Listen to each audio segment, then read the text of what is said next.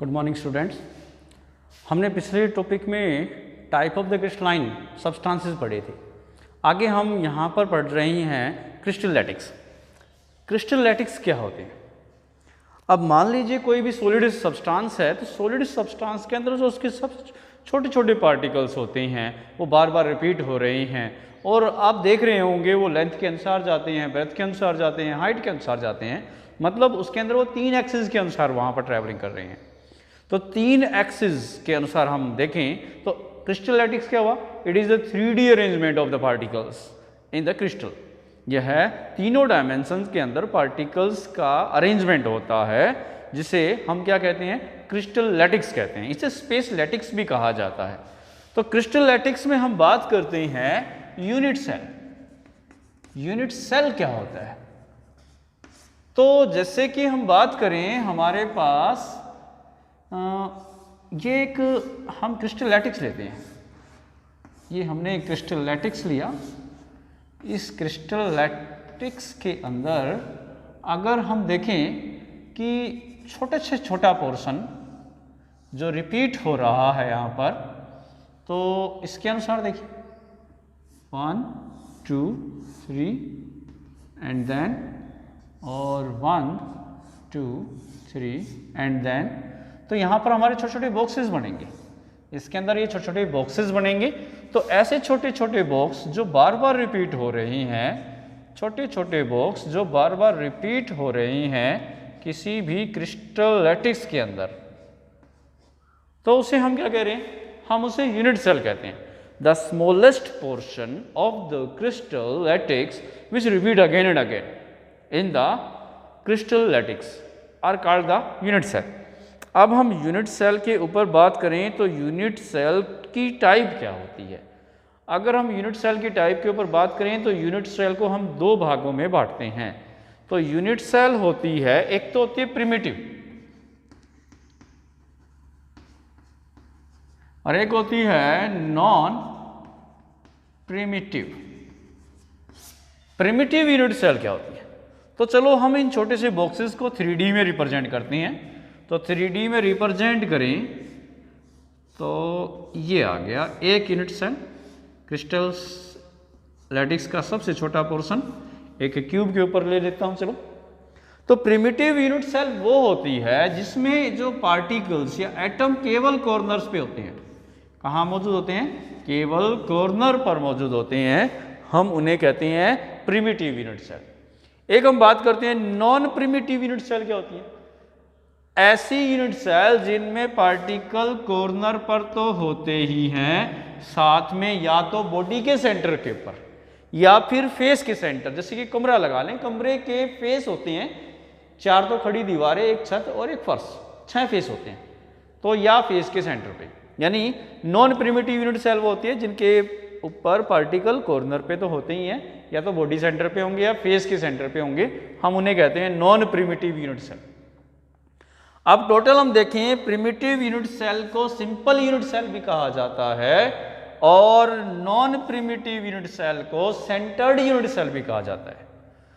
Primitive unit cell होती है total 7 प्रकार की, और 7 और प्रकार की हमारी होती है नॉन प्रिमिटिव यूनिट सेल।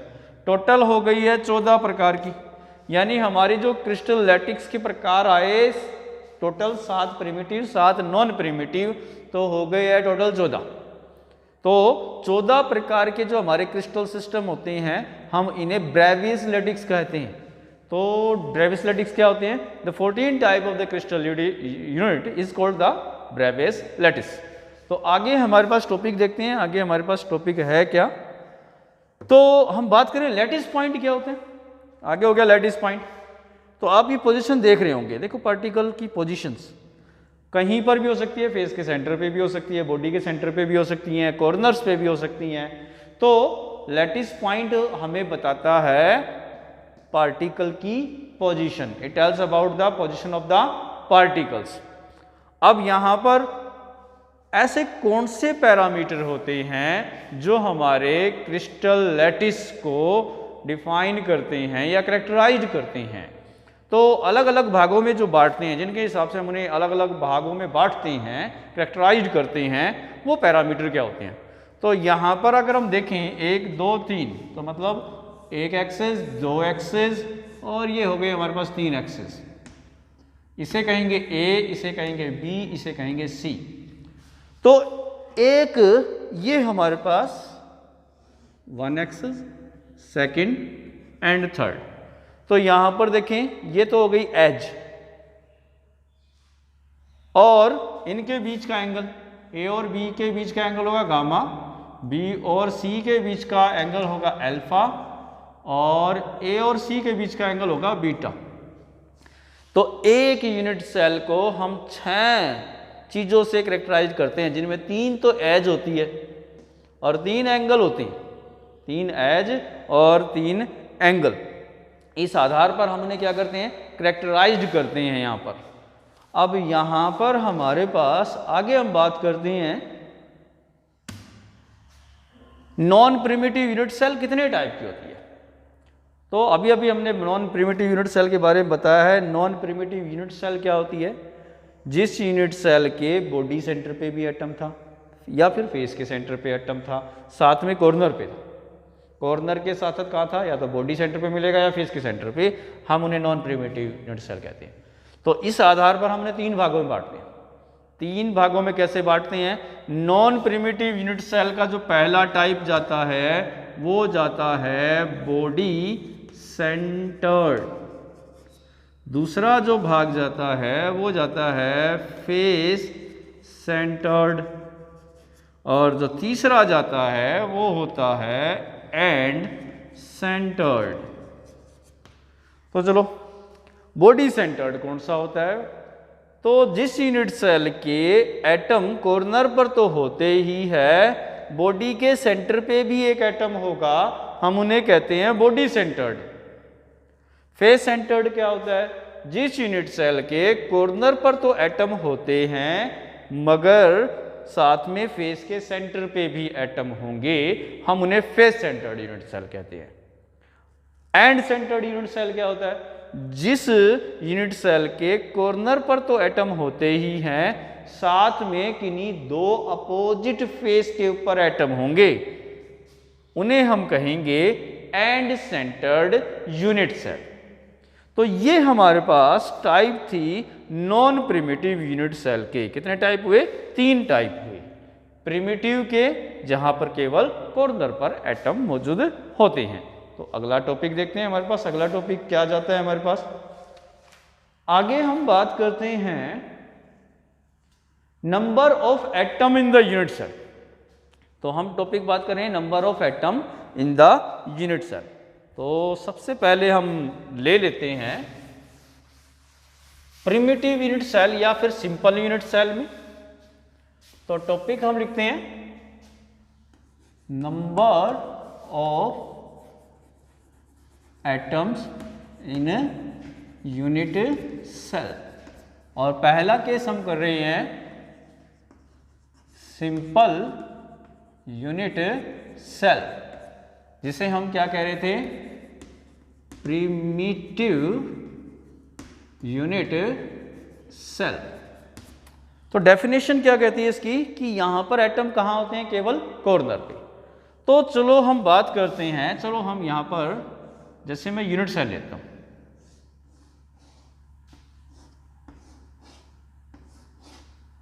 अगर इसे 3D में देखें तो अगर एटम यहां है, यहां का जो एटम है 4 तो नीचे वाले कमरों में हिस्सेदारी करेगा, 4 जस्ट इसके ऊपर वाले कमरों में। अगर मैं इसे 3D में देखूं तो जो ये एटम है कितने के हिस्सों में बटा, 8 के हिस्सों में।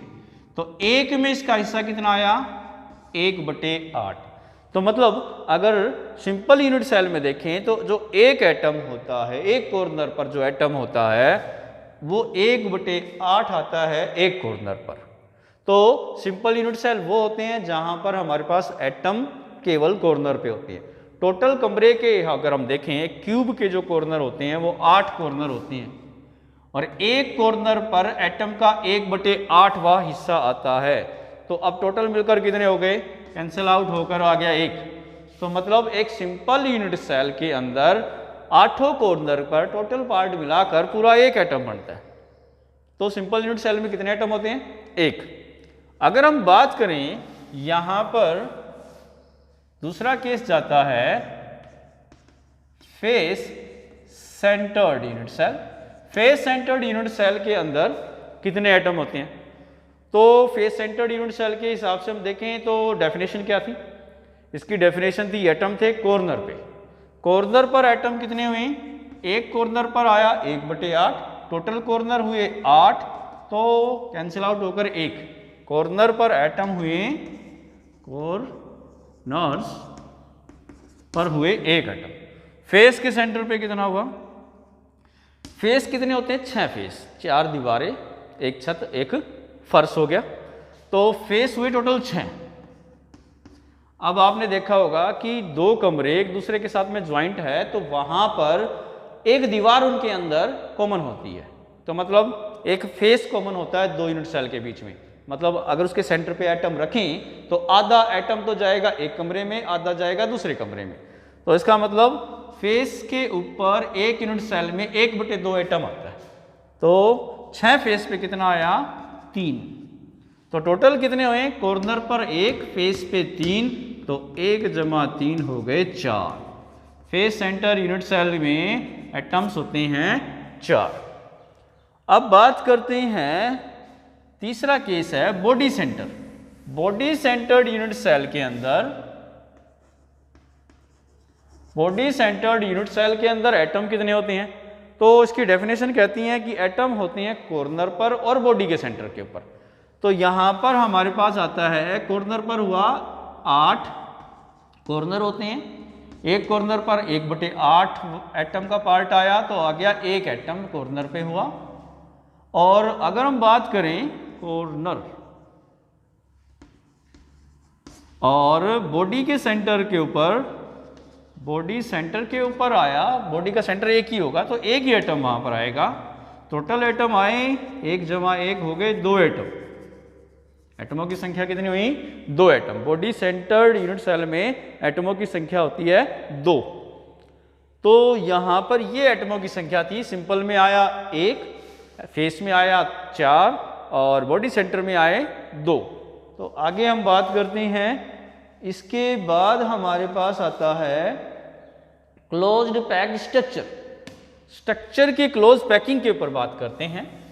क्लोज पैकिंग स्ट्रक्चर में किस किस प्रकार से, अगर हम यहां पर 1 डायमेंशन में देखें, 1 डायमेंशनल अरेंजमेंट में देखें, तो वहां पर एक लीनियर अरेंजमेंट आएगी। जैसे कि अरेंजमेंट इन द 1 डायमेंशन, देखिए यहां पर एटम बिल्कुल एक कतार में एक दूसरे को टच करते हुए यहां पर एक सीधाई में अरेंज हो रहे हैं। तो यहां पर आप देख रहे होंगे कि इसकी डेफिनेशन के अनुसार आप क्या कहेंगे? अगर एटम अरेंज हो एक लीनियर अरेंजमेंट के अनुसार, तो हम उसे 1 डायमेंशन अरेंजमेंट भी कहते हैं। यहां पर प्रत्येक एटम को 2 एटम टच करें, एक आगे टच कर रहा है, एक पीछे टच कर रहा है। तो ये याद रखें कि जितने एटम किसी भी अरेंजमेंट में किसी एटम को टच कर रहे हैं, वो उसका कोऑर्डिनेशन नंबर होता है। तो यहां कितने इस एटम को टच कर रहे हैं? 2 टच कर रहे हैं। 2 टच कर रहे हैं, तो इसका कोऑर्डिनेशन नंबर कितना हुआ? इसका कोऑर्डिनेशन नंबर 2 हुआ। तो लीनियर अरेंजमेंट में जो कोऑर्डिनेशन नंबर होता है वो 2 होता है। ये हो गया 1 डायमेंशन अरेंजमेंट। हम बात करते हैं यहां पर 2 डायमेंशन अरेंजमेंट। 2 डायमेंशन अरेंजमेंट हमारे पास 2 प्रकार से होगी। कैसे कैसे होगी? तो पहले तो हम बात करते हैं एटम को हम लें, ये एक एटम ले लिया, ये 2, ये 3, 4, ये एक सीरीज हो गई। अब जस्ट इसके नीचे, जस्ट इसके नीचे हमने ये अरेंजमेंट लिया और जस्ट इसके नीचे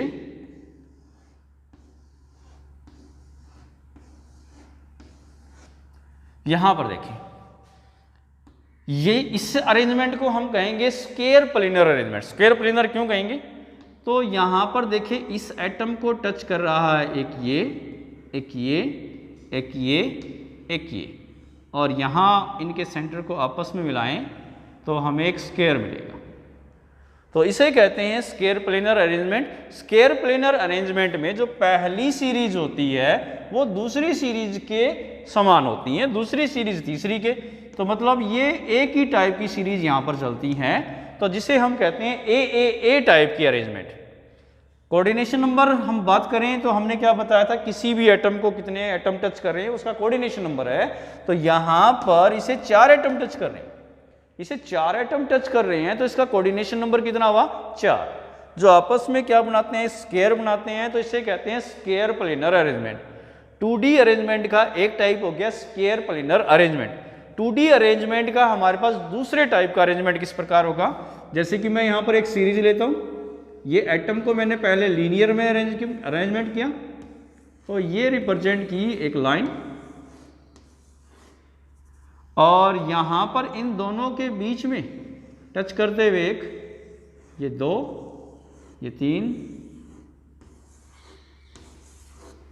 इन दोनों के बीच में एक,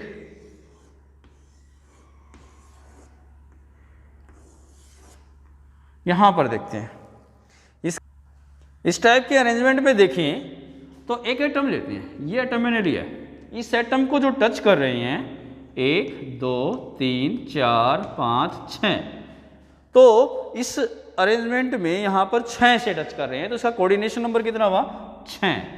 अब इसे कहेंगे यहां पर ये हेक्सागोन बनाएगा, ये इसने बनाया हेक्सागोन, तो इसे कहेंगे hexagonal close packing in the 2 dimension. 2 dimension में हेक्सागोनल क्लोज पैकिंग, जिसका कोऑर्डिनेशन नंबर होता है 6। अगर इसकी अरेंजमेंट देखें तो देखो ये जो सीरीज है, जो दूसरी सीरीज है इससे अलग है, क्योंकि इसकी सिधाई से नहीं आ रही है, इन दोनों के बीच में ये एटम आ रहा है, तो ये हो गया बी टाइप की अरेंजमेंट। मगर इसकी सिधाई में ये आ रहा है, इसकी सिधाई में ये आ रहा है, तो ये हो गया ए टाइप अरेंजमेंट। तो मतलब हेक्सागोनल क्लोज पैकिंग जो आई 2 डायमेंशन में, वो होगी ए बी अरेंजमेंट, और कोऑर्डिनेशन नंबर हुआ इसका 6 कोऑर्डिनेशन नंबर के साथ। अगर हम बात करें यहां पर 3D अरेंजमेंट की, तो 3 डायमेंशन अरेंजमेंट के अनुसार हम इसे कैसे बांटेंगे। 3 डायमेंशनल अरेंजमेंट में हमारे पास हम बात करते हैं, यहां पर ये एटम पहले 2 डायमेंशन बनाएंगे, ये हो गया 2 डायमेंशन,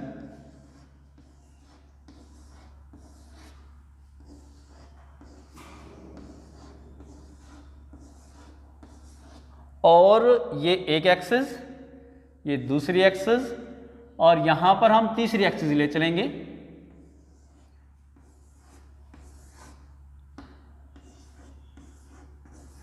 इसी प्रकार, तो ये हुआ ये लंबाई चौड़ाई और ये ऊंचाई, ये 3D अरेंजमेंट के अनुसार हुई, तो इसे हम कहेंगे सिंपल क्यूबिक अरेंजमेंट। ये हुई हमारी सिंपल क्यूबिक अरेंजमेंट। इस अरेंजमेंट में सिंपल क्यूबिक में क्या होता है कि सिंपल क्यूबिक अरेंजमेंट के अनुसार एटम कहाँ होते हैं, क्यूब के प्रत्येक के कॉर्नर पे होते हैं। तो यहाँ पर जो टाइप ऑफ अरेंजमेंट होती हैं ए टाइप अरेंजमेंट होती हैं।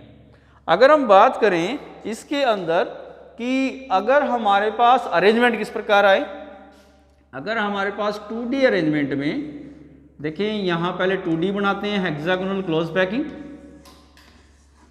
हेक्सागोनल क्लोज पैकिंग बनाएंगे,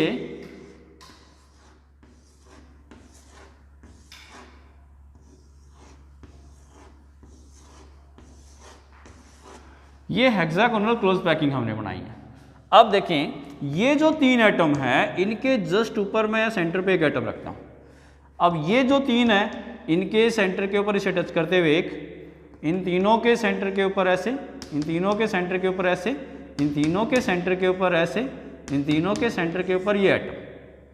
अब जैसे कि ये जो एक सीरीज आई है, इन दोनों के बीच में मैंने यहाँ पर ये एटम रखा है इसके सेंटर के ऊपर, ये दोनों एटम है, इन दोनों के अरेंजमेंट के ऊपर ये एटम, इन दोनों के साथ में ये इसके सेंटर के ऊपर। तो आप यहाँ पर देखेंगे इस प्रकार की जो अरेंजमेंट होती हैं वो होती हैं HCP इन 3D पैटर्न में hexagonal close packing. 3D pattern में हेक्सागोनल क्लोज पैकिंग जो होती हैं उसका कोऑर्डिनेशन नंबर जो होता है वो 12 होता है।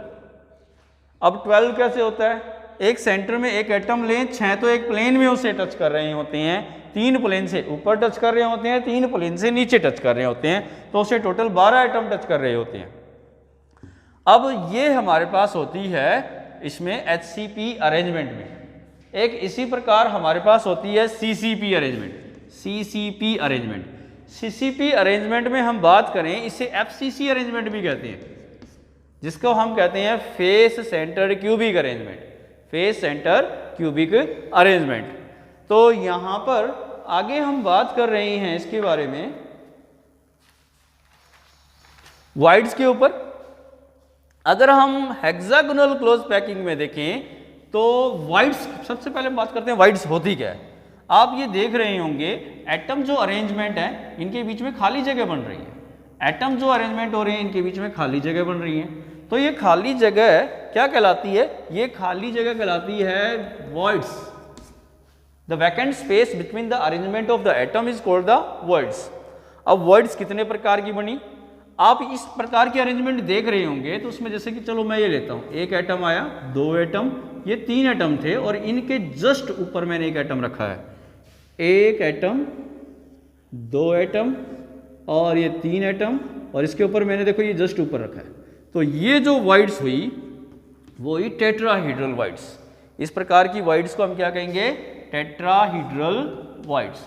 टेट्राहीड्रल वाइड्स जो होती हैं वो चार एटमों के द्वारा घिरी होती है। देखो तीन एक प्लेन में हुई, एक प्लेन से ऊपर हुआ सेंटर के ऊपर। अब हम बात करते हैं यहां पर ऑक्टाहीड्रल वाइड्स। ऑक्टाहीड्रल वाइड्स कैसे आती हैं?